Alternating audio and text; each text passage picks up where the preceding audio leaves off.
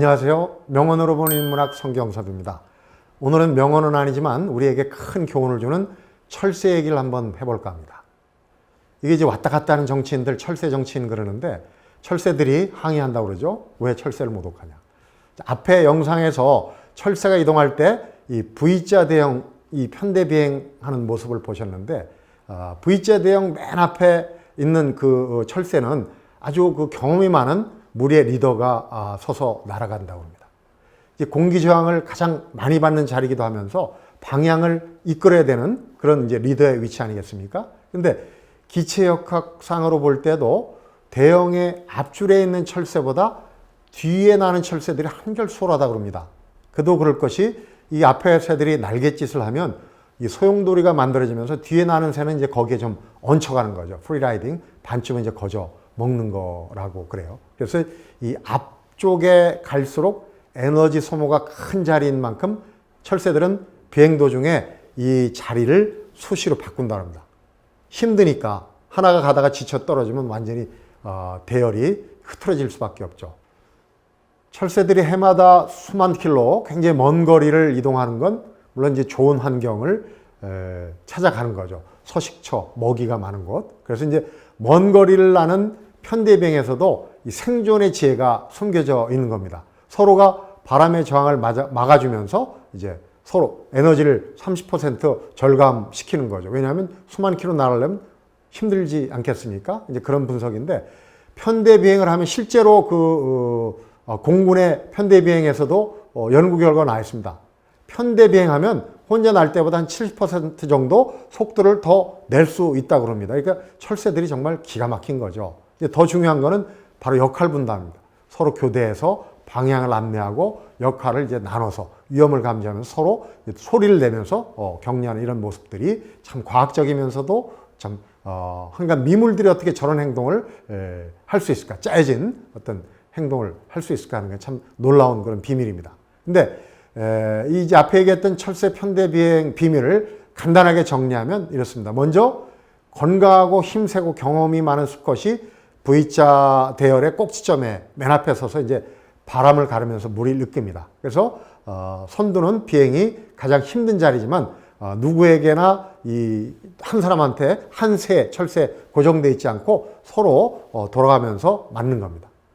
또 앞서서 비행하는 기러기 날개 끝에서 나오는 공기 소용돌이가 만들어지는데 이 소용돌이는 뒤로 가면서 이제 상승기를 만들어서 그러니까 한 마리, 두 마리, 네 마리 이렇게 이제 서열대로 가면 뒤에 가서는 그 이제 열 수십 마리가 이제 이를테면 만든 소용돌이가 뒤에서 이제 초보자들은 이제 거의 거기에 기류에 얹혀가지고 이용해서 이렇게 뒤따라가면서 에너지를 소모를 줄여줄 수 있는 거죠. 그래서 보다 쉽게 비행할 수 있고 더 멀리 날아갈 수 있는 힘을 축적하는 겁니다. 이 철새 편대 비행의 비밀은 그러니까 이제 한마디로 말하자면 희생하는 거죠. 리더로서의 희생, 배려. 그리고 이제 서로 돌아가면서 소통하는 이제 기러기의 리더십. 참 인간이 배워야 될 그런 부분이 많은 것 같습니다. 재미있는 연구 결과를 하나 소개해 드리겠습니다. 한국사회병리연구소라는 곳에서 얼마 전에 이 한국인 빨리빨리 이제 좀 안 좋은 성향이라고 얘기하는 빨리빨리가 왜 생겼을까 하는 분석을 내놨는데요. 6.25 전쟁 때 북한이 이제 기습남침을 하지 않았습니까? 그래서 이제 한강다리도 끊기고 그래서 비난 가는 피난민들이 굉장히 고생을 많이 했는데 빨리 피난을 가지 못하면 죽는다. 이런 이제 아주 뼈저린 경험에서 이 빨리빨리 증후군이 나온 거다. 그래서 남북 분단 증후군이다. 이렇게 이제 얘기를 하더라고요.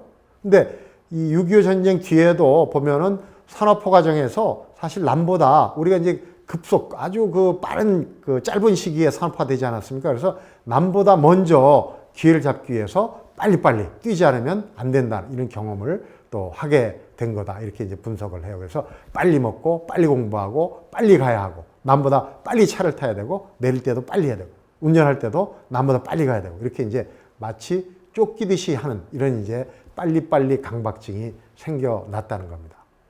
근데 당연히 이렇게 빨리 하려다 보니까 졸속이 판치고 또 교통사고 경우에도 남보다 빨리 가려고 하다 보니까 세계 최고의 교통사고 왕국 오명을 뒤집어 쓰는 이런 이제 악순환이 되는 거죠.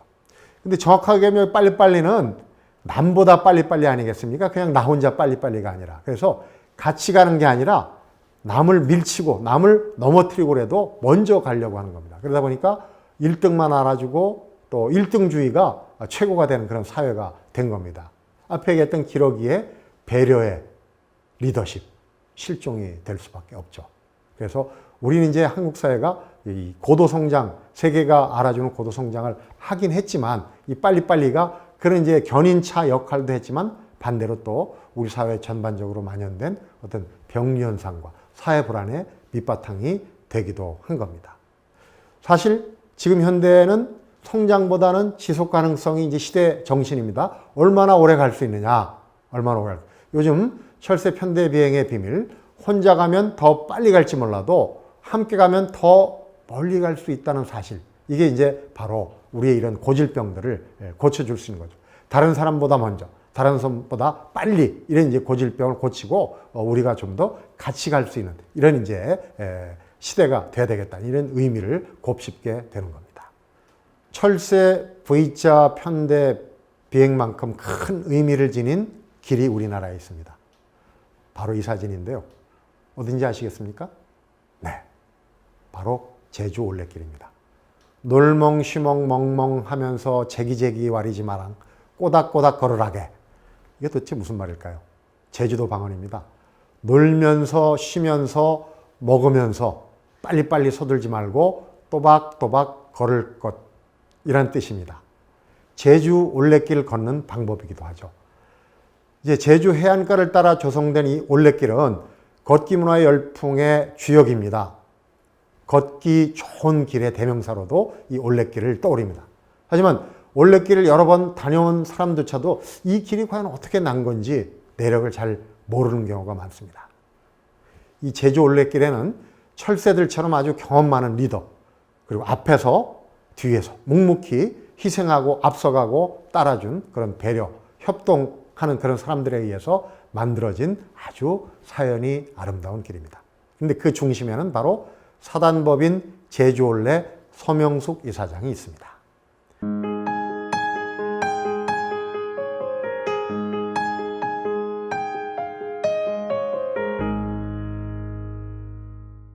이 서 이사장은 시사저널 편집장 또 오마이뉴스 편집국장을 지낸 그야말로 정치부 1세대 여기자입니다. 이 서 이사장과 올레길의 운명적인 만남, 지금으로부터 10몇 년 전인 2003년으로 거슬러 올라갑니다. 이제 기자 생활을 20년 넘게 하면서 현장에서 매일 뛰던 그러다 보니까 이제 지친 마음을 좀 달래보자, 충전하자 그래갖고 이 도보 여행가들 로망이라고 그러죠. 스페인의 산티아고 순례길을 찾아갑니다. 그리고 36일을 꼬박 800km를 걷는 고난의 행군을 합니다. 그런데 여기서 인생의 전환점이 되는 한 친구를 만납니다. 변곡점이 되는 사건인데요. 이 산티아고에서 만난 친구는 각자 자기 나라로 돌아가면 길을 내자, 산티아고 길에서 얻은 행복을 나눠주자, 각자 자기 나라로 돌아가면 길을 내자, 여기서 얻은 행복을 나눠주자. 국제회의 때문에 서울에 가봤는데 정말 복잡하고 힘들고 어렵게 살더라. 서울은 끔찍한 도시다. 위로가 되는 길이 필요하다. 서 이사장 그 친구의 말 충격으로 다가옵니다. 근데 정작 남을 위해서 길을 낸다? 이건 생각해보지도 않은 일이었거든요. 근데 그때 서명숙 이사장, 바로 고향이 제주도입니다. 문득 제주도가 고향이 떠오르면서 제주도에 그런 길이 난다면 참 예쁘고 좋을 텐데 제주도에서 한번 찾아볼까 하는 생각이 문득 듭니다. 그래서 산티아고에서 돌아온 다음에 이 외국인 친구와 이 한 끼 식사 대화에서 나눈 그런 이제 얘기를 다시 생각을 합니다. 그리고 고향에 길을 한번 내보겠다 작정을 하고, 이제 굉장히 그 실천력이 뛰어난 분이에요, 이분이. 여기자들이 좀 행동이 빠릅니다. 그래서 주변의 지인들을 이제 딱 대상으로 해서 이 제주 왕복 항공권을 낼 테니까 내가 만들 수 있는 이 길이 제일 적절한 게 뭐냐 딱 추첨을 합니다. 당시 국회의원이던 이 건축학을 전공한 김진애 의원이 딱 거기서 참 어떻게 보면 우연인데 되려다 보면 이게 딱 맞아요. 제주 올레 어때?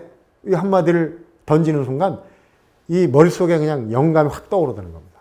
이제 올레길에는 원래 아시는 분은 아십니다만 제주도 가면 이제 문 앞에서부터 큰 길까지 나가는 이 작은 골목길을 올레라고 합니다. 올레길. 골목길입니다. 근데 거기서 이제 딱 영감이 떠오른 겁니다. 맞아. 내 집 앞에서 시작해서 제주도를 한 바퀴 돌 수 있는 길이 있다면 얼마나 좋을까. 더 볼 것도 없이 올레길로 서 이사장은 이름을 정합니다. 우선 이름을 정하고 그 다음에 이제 길을 만들 궁리를 하는 겁니다. 이름이 정해지니까 속도가 붙는 거죠. 우선 이제 주변 사람들이 가까이 있는 사람이 죄입니다. 특히 이제 남동생이 고생을 많이 했다고 그래요. 그래서 남동생 친구들 또 언론계 후배들을 제주도로 불러가지고 자원봉사 조직을 꾸립니다. 그리고 이 길을 내는데 길 낸다 그러면 뭐 포크레인 뭐 이런 거 생각하게 되는데 그냥 장비 없이 속된 말로 노가다로 그냥 비포장 길을 만들자. 이제 우리가 콘크리트 길을 옛날에 이제 일본식 발음 공구리라고 하지 않습니까? 공구리 치지 말고 그대로 그냥 자연 그대로 길을 내는 게 좋지 않겠냐. 올레라는 이름도 거기에 적합하지 않겠느냐. 그래서 올레길이라면 그냥 조근조근 이 중장비 도움 없이 길을 내보자 하는 그런 생각으로 이제 시작을 일단 합니다. 제주도 토박이이신 저희 엄마부터 저한테 미쳤다고 그랬어요. 주변 사람들도 제주도까지 와서 누가 걷겠느냐는 반응이었습니다. 하지만 자동차와 자전거로 여행하는 것보다 걸어서 천천히 제주의 속살을 들여다볼 수 있다면 도시에서 지친 사람들이 얼마나 위로받을까, 얼마나 제주의 진가를 알게 될까 그런 상상을 했습니다. 모두가 빠르고 편안한 길을 찾을 때 누군가는 애둘러 가지만 감춰진 진가를 발견할 수 있는 길을 상상했습니다. 근데 이제 성산 일출봉에서 출발한 올레길 참 시작부터 난관이 많았다 그럽니다. 이미 포장도로에 익숙해진 사람들이 이제 많은 데다가 또 걷기 좋은 옛길 찾아내기가 쉽지 않거든요. 돌뿌리에 걸려 얻어 넘어질 수도 있고 뭐. 또 길을 찾아낸다고 해도 사유지가 대부분이기 때문에 땅 주인이나 주민들 설득을 또 해야 됩니다. 내나 사는 길로 사람들 지나다니게 하겠습니까? 또 표지판, 안내표지, 올레길은 일로 갑니다. 표지를 그릴 때에도 지인들이 무슨 죄가 있습니까? 페인트통을 숨기고 다니면서 몰래 표지를 그렸다고 그래요. 그런데 올레길이 이제 마을이나 사유지를 지나갈 수 있도록 설득하는 일. 이게 이제 서 이사장하고 가깝다는 이유로 동원된 아까 그 얘기한 그 자원봉사자들, 이른바 이제 올레길 개척자들의 몫이었습니다. 자, 이렇게 이제 올레길이 하나 둘씩 이어지고 관광객도 늘어나면서 입소문이 나기 시작했습니다. 그러니까 사람들이 지나다니니까 가게도 생기고 매상이 늘고 주민들한테도 경제적인 수익성이 생길 거 아니에요? 그래서 예전에는 모르쇠 했던 주민들도 태도가 점차 바뀌어 갔습니다. 우리 마을로 길을 내라. 우리 마을. 왜냐하면 돈이 된다는 걸 아는 거죠. 그래서 올레길을 찾는 관광객들 사이에서도 그렇고 이 길을 다니면서 이 올레 중독, 올레 페인 이런 이제 유행어가 만들어졌고 주민들도 올레길에 대해서 굉장히 큰 관심을 갖게 된 겁니다. 자, 앞에 얘기한 대로 올레길이 나는 과정은 기러기 편대 비행에 견줄 만큼 아주 다양한 사람들이 앞서거니 뒤서거니 하면서 이 서 이사장이 이게 이제 민관군 합동작전이라고 표현을 하더라고요. 이 과정에서 정말 많은 자원봉사자 그룹을 주축으로 다양한 시민단체로 이 주민부터 뭐 지방자치단체, 군부대 장병, 때로는 올레길 여행객도 뭐 십시일반으로 이렇게 손을 모아서 이런 소통과 협력하면서 이 땀방울이 오늘의 올레길 모습을 갖추는 원동력이 된 겁니다. 올레길 개척자들이 아니었다면 이 올레길의 멋진 해안구간도로 이것도 아마 아스팔트로 그냥 콘크리트로 덮여버렸을지 모르는 겁니다. 어떻게 보면 올레길이 이런 길 파괴, 환경 파괴를 막은 셈입니다. 2007년 9월에 1코스가 열렸어요. 제일 처음.